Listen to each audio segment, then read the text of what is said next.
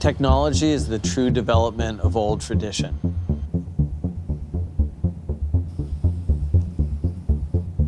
All right, that's a drawing. I don't know if it's a good one, but it's done. My name is Tom Sachs. I'm an artist in New York City. For nearly 2 decades, I have been collaborating with Nike to develop the perfect shoes for the sport of sculpture. One of the priorities of the studio and of the Nike Craft collaboration is to outfit the studio team. Whether it's in a high-level meeting or welding in the studio. I wanted a shoe that I'm wearing today to be my everything. We are a professional athletic team. I'm the captain. Our sport is sculpture. I don't know what those stains are there. But glue. Yeah, it's great. I want to have this camera with a BNC connection so I can start testing and have like a few cameras running. The Mars Yard is our everyday shoe, and it has been since 2012. Nike running is for runners, Nike basketball is for basketball. Nike Craft is for everyone else.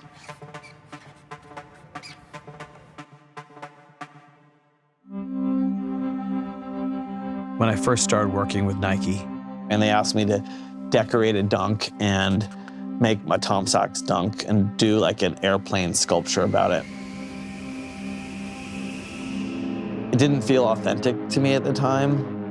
And then I kind of followed up a few weeks later with the idea of making a solid bronze skateboard ramp that was going to cost like $4 million in 2005. And Mark explained to me that that expenditure didn't feel authentic at that time. But it started this great dialogue that went on for years. I mean, that was the early 2000s, and it wasn't until 2012 that a shoe finally came out. Mark Parker and I developed a rich dialogue of saying no to each other. And I think that was when Mark started to outline this beautiful sentiment that a collaboration, in order to be a true collaboration, in order to be successful, must be 50-50. Something that neither party could do without each other. One of the interesting challenges in the collaboration has been getting my handmade qualities into something that's mass-produced, showing how it's made. In 2009, we did an interview in Interview magazine, and I think I was a little tough on him. But at one point, he sort of snapped back, "You think you can do better? Why don't you try?" And you'll start to see where things go wrong. And we did that, and we made that Mars Yard shoe. And we made the 2.0. And we made the 2.5, and finally the 3.0. And they all have little problems along the way. I've been working on the space program since I was a child. And I did a drawing of what would become my space program in '99. And I've been working on it and then started building spacesuits. And the first show was the space program in 2007 at Gagosian in Beverly Hills. In the first space program show, we even made a little movie called Just Do It, Motherfucker. And it was kind of a fake ad for a fake Nike shoe, as if Nike made the overshoe that the first step on the moon had a swoosh on it. In 2011, I got a knock on the door from NASA. "Are you Tom Sachs?" And he said, "My name's Greg Vane. I'm Director of Solar System Exploration for Jet Propulsion Laboratory. And I invite you to meet with the entry, descent, landing team and see if we can help you rework your lunar space program to work on Mars." And I said, "Greg, what do you mean?" And he said, "Well, see that ball of duct tape hanging from a string that you call the moon? Wrap it in red duct tape, and then it's Mars."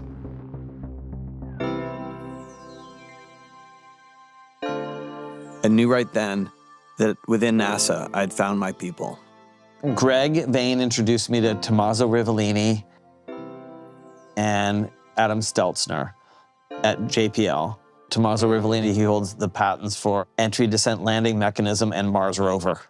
He was kind of like my Michael Jordan. I was the unofficial artist in residence for the entry, descent, landing team. I wanted to make a shoe that would support the strongest minds in the aerospace industry.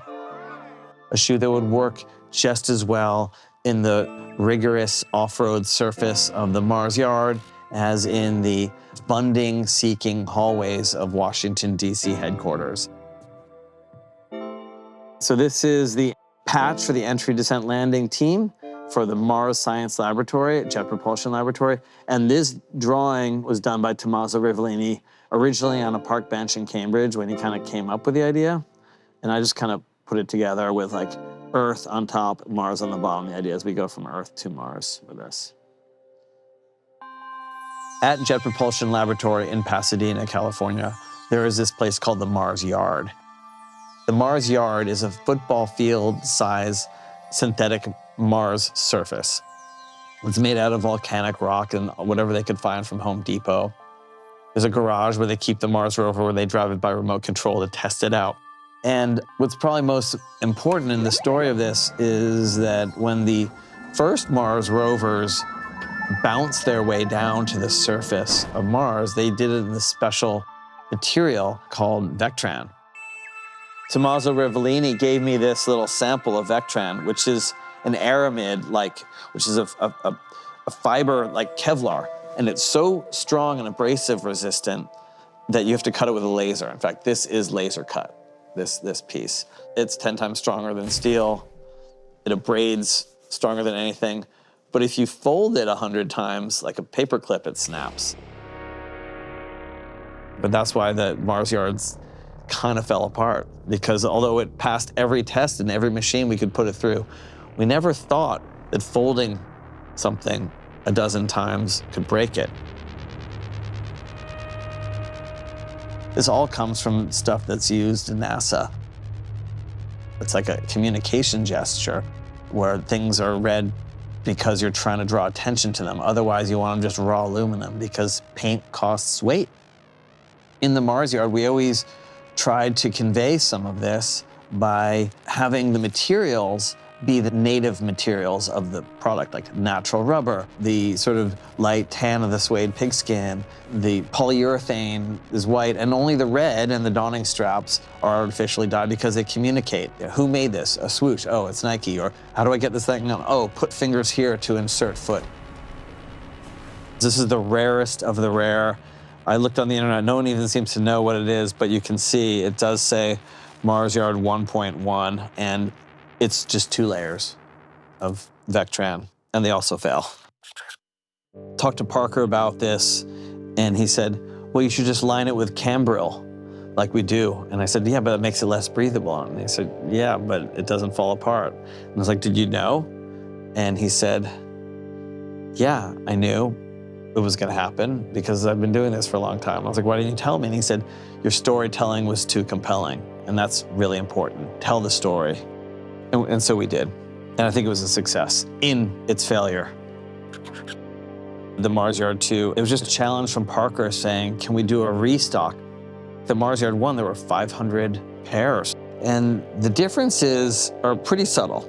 It's still rubber outsole, polyurethane midsole, but this time we used polyester mesh with polyester cross weave to hold it all together.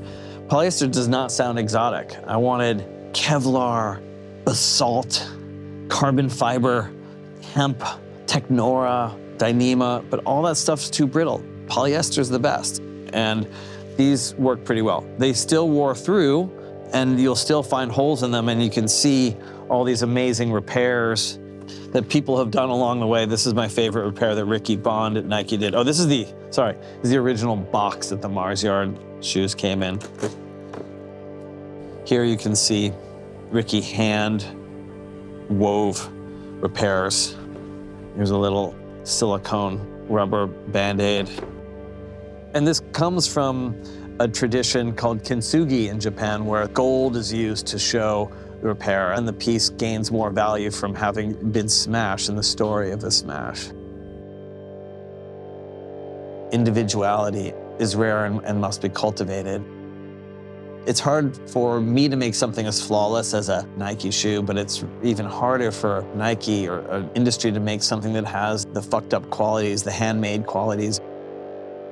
Having something that shows the fingerprints or a stitch that a human being was there is very special.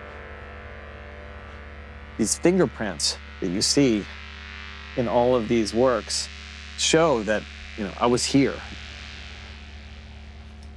T-minus 26 seconds and counting. Finishing glass now fully installed. 19 seconds and counting. T-minus 17 seconds and counting. Scissor lift retract. 14, 13, 12, 11, 10, 9, 8, 7, 6, 5, 4, 3, 2, launch commit.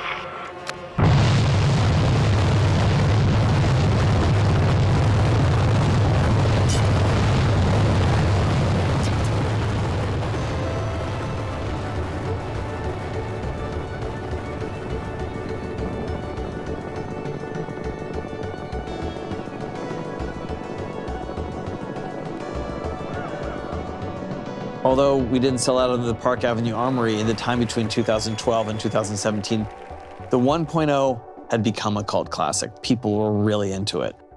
And we produced a bunch of 2.0s, and we realized that we didn't really make enough to meet demand, so I was gonna challenge the community to earn the opportunity to participate in wearing them. And so we did an incredible activation at Governor's Island. You had to take a ferry to get to this island, climb a rope, do push-ups to failure, do a wall drawing, do all these ritual activities that I do all the time in my studio. But it was kind of the first time we really started to use the shoes as a way of bringing people into getting off their ass and doing stuff. Sneakers are for doing stuff.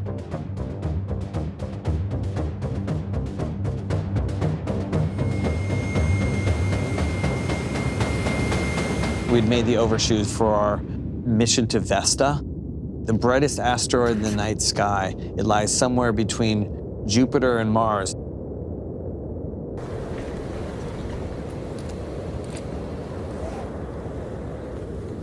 It's not an overshoe. It's just a skin for a Mars yard. And you can see, and people on the internet, cut this open and have harvested the inner shoe and tried to make it work, but you can see inside this shoe is the Mars Yard 2.0. And this became the predecessor for the 2.5.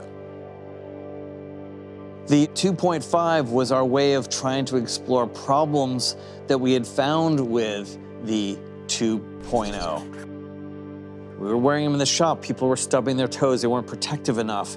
The material was still breaking, but it wasn't breathable enough. So I fell in love with these Sail 87 React that Daryl Matthews designed. The midsole, outsole construction, it's a lot like the Mars Yard, right? Because it's mostly midsole with just pads of hard rubber to protect in the high wear areas.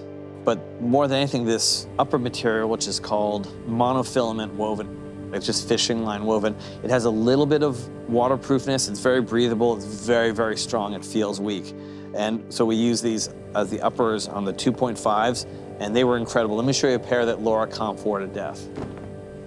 Look how she wore them literally all the way through.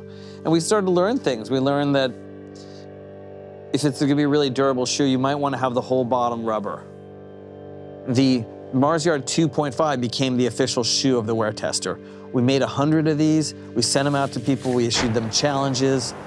They did them, they sent them back, we cleaned them, put new sock liners and laces in them, and sent them out to another 100 people. And most of the people returned the shoes. Thank you. Thanks. So that leads to the 3.0. What I'm really excited about this shoe is that people might look at it and be like, nothing changed. And that's exactly what I want, is you want to feel like the last one, but it couldn't be more different. There's nothing on this that's the same. Nike Craft Mars Yard 3.0, new details. Oversized 5mm eyelets, staggered eye stay, a Blucher style open eye stay. 4mm round ribbed polyester laces. There's a lace keeper on the tongue. There's a nylon donning strap on the tongue and on the heel foxing. The upper is open mesh polyester. The swoosh is silk screen printed on the upper. There's a TPU heel clip. It's 90 durometer hardness. There's a TPU toe cap, 90 durometer hardness. The midsole is polyurethane react foam, 40 durometer hardness. It says, let's call it 40. There's a natural rubber outsole, that's 75 durometer, with a carbon fiber arch plate. The weight of a US size 9 men's is 465 grams. The main point is that it's a constant evolution. I'm already working on the Mars Yard 4.0. Things that I want to do differently. The Mars Yard's an exotic, special, expensive, beautiful work of art. The Mars Yard was made for going to other worlds and for doing the best we can in this one.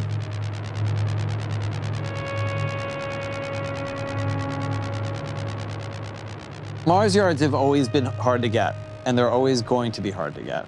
And if you want them, you're going to have to work for it.